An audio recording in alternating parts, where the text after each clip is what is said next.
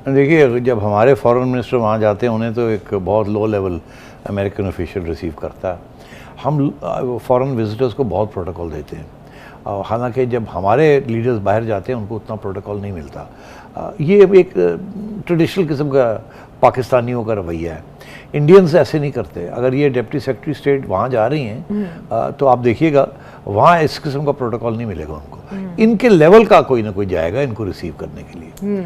कोई भी DGIS लगे वो सियासत में इन्वॉल्व ना हो। तो इंडिया की फॉर एग्जांपल किसी को याद भी नहीं होगा, किसी को नहीं पता होगा कि जनाब मेरा ख्याल है कि रॉ का चीफ कौन है, या वो जब लगता है तो वो कोई खबर भी नहीं होती, सिंगल कॉलम भी कोई खबर नहीं आती है। तो ये उम्मीद ये की जाती है कि इसका पॉलिटिकल रोल इस ओहदे का डोमेस्टिक पॉलिटिक्स की इंटरफेरेंस के हद तक जो है नदीम अंजुम के दौर में कम होगा। इनके लिए बहुत ज़बरदस्त प्रोटोकॉल दिया जा रहा है, जैसे कि सेक्रेटरी स्टेट खुद आ रहे हैं। तो मेरा ख्याल है वो आपने तो खुद ही बता ही दिया कि ये क्यों हो रहा है। वो एक फ़ोन कॉल जो नहीं आ रही, तो इसलिए अब आगे पीछे तो होना पड़ेगा ना अमेरिका के। तो ये वही कोशिश की जा रही है कि प्रोटोकॉल ऐसा दिया जाए कि ऐसे उनको अहमियत दी जाए कि हम बड़े ख्याल रखते हैं आपका, and so on and so fourth. मगर वैसे भी आयशा, मैंने ये देखा है कि हमारी ट्रेडिशनली हम फॉरेन विजिटर्स को बहुत प्रोटोकॉल देते हैं, हालांकि जब हमारे लीडर्स बाहर जाते हैं उनको उतना प्रोटोकॉल नहीं मिलता।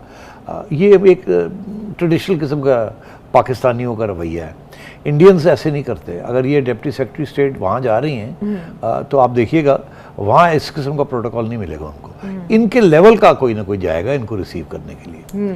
हमारा तो यहाँ मतलब है कि भाई पता नहीं, अब शायद फॉरेन मिनिस्टर शायद खुद जाए उनको रिसीव करने के लिए। आई डोंट नो, ऐसा ही आई डोंट नो, बट जो भी है तो इसलिए लेकिन वो क्यों आ रही है पाकिस्तान विजिट करके? इंडिया का 5 से 7 उनका इंडिया का विजिट है, यानी ये भी वहाँ वो कल आएंगी ना यहाँ जी।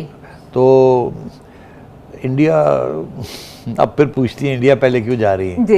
इंडिया के साथ तो प्रेसिडेंट बाइडन ने नरेंद्र मोदी के साथ भी मीटिंग कर ली है। वहाँ इंडियंस जो डेलीगेशंस जाती हैं वो हाईएस्ट लेवल पे वहाँ मुज़ाकरात होते हैं। जब नरेंद्र मोदी ने तो प्रेसिडेंट भी और वाइस प्रेसिडेंट के साथ भी मीटिंग्स की और बड़ी वार्म फ्रेंडली मीटिंग्स। इंडिया तो उनका एक स्ट्रेटेजिक एसेट और एलाई बन गया, पार्टनर बन गया ना, वो तो अब तस्लीम हो गया। तो आप अपने आप को इंडिया के साथ मत कंपेयर करें। मगर मेरा ख्याल है वो जो इंडिया के पास जा रही हैं वो उनसे वही बात करने जा रही हैं कि इंडिया का मौक़िफ़ क्या है, जो बातें उन्होंने पाकिस्तान के साथ करनी है, जो अफ़गानिस्तान के साथ जो बातें करनी है। तो पहले इंडिया से वो बात करके क्लियरेंस लेके वहाँ की, ताकि इंडिया के साथ कोई मिसअंडरस्टैंडिंग ना हो जाए। वो अपनी ब्रीफ जो है उनको बताएंगी, उनसे सुनेंगी, उनके सुनने के बाद अपनी ब्रीफ को अमेंड करेंगी, फिर यहाँ आएंगे। तो वो तो ये मुझे समझ है कि वहाँ क्या करने जा रहे हैं। दूसरा ये कि पहले ये था कि जब भी कोई आता था तो वो या इंडिया जाते थे। ब्लिंकन साहब जब आए हैं पहले तो इंडिया का चक्कर लगा के चले गए, यहाँ नहीं आए। अब वहाँ ये फैसला हुआ है कि जब भी कोई सीनियर ऑफिशियल आएगा तो वो इंडिया पाकिस्तान दोनों को जाएगा। अच्छा, ये नई पॉलिसी है। यूनाइटेड स्टेट्स में ये फैसला किया गया है कि अब दोनों तरफ बराबर रखेंगे। हम बराबर नहीं रखेंगे, एक ही दौरे में दोनों को मिलेंगे। अच्छा, और हमेशा आप देखिएगा कि ये पहले इंडिया को मिलते हैं फिर इधर आएंगे। पहले ये होता था कि जब इंडिया को मिलना होता था अलग मिलकर चले जाते थे, इधर मिलना होता था अलग मिलकर चले। अब उन्होंने ज्वाइन कर दिया इसको। तो उसकी सिर्फ इसलिए किया है क्योंकि वो इंडिया को ज़्यादा अहमियत दे रहे हैं और इंडिया को ये बताएंगे कि हमने पाकिस्तान के साथ क्या बात करनी है। अच्छा, उन्हें राजदान बना के फिर इसके बाद इधर बात करेंगे। एब्सोल्युटली नॉट के बाद ये विजिट कितना इंपॉर्टेंट है? पाकिस्तान को इससे कुछ मिलेगा? पाकिस्तान के लिए बहुत अहम है, बिकॉज वो एब्सोल्युटली नॉट तो अपनी जगह, मगर वो फ़ोन कॉल जो नहीं आ रही। तो अब ये 3rd लेवल का सेक्रेटरी ऑफ स्टेट के बाद डिप्टी सेक्रेटरी आए हैं। सेक्रेटरी ऑफ स्टेट जो है इज़ अ वेरी बहुत important member of the administration है। प्रेसिडेंट का नंबर 2 होता है ये in terms of administration, foreign policy, specially state department. तो ये एजेंडा लेके आई हैं आयशा, ये एजेंडा लेके आई 4-5 पॉइंट्स हैं इनके पास। ये कुछ कंसीड करने नहीं आई, ये लेने आई हैं कुछ ना कुछ। अच्छा, तो क्या लेने आई हैं? एक तो ये कि मुज़ाकरात चल रहे थे अमेरिका के साथ। अमेरिका एक एयर कॉरिडोर या एयर बुलेवार्ड उसको कह रहे हैं, वो मांग रहे हैं। बेस नहीं मांगा उन्होंने, फ़ज़ाई राहदारी चाहिए। हाँ, वो कहते हैं कि हमने टेररिज्म को कॉम्बैट करना है और अगर हमें ज़रूरत पड़ी अफ़गानिस्तान में बम्बार्डमेंट की या इंटेलिजेंस की, ड्रोन्स की, तो हमें एक एयर कॉरिडोर मिलना चाहिए।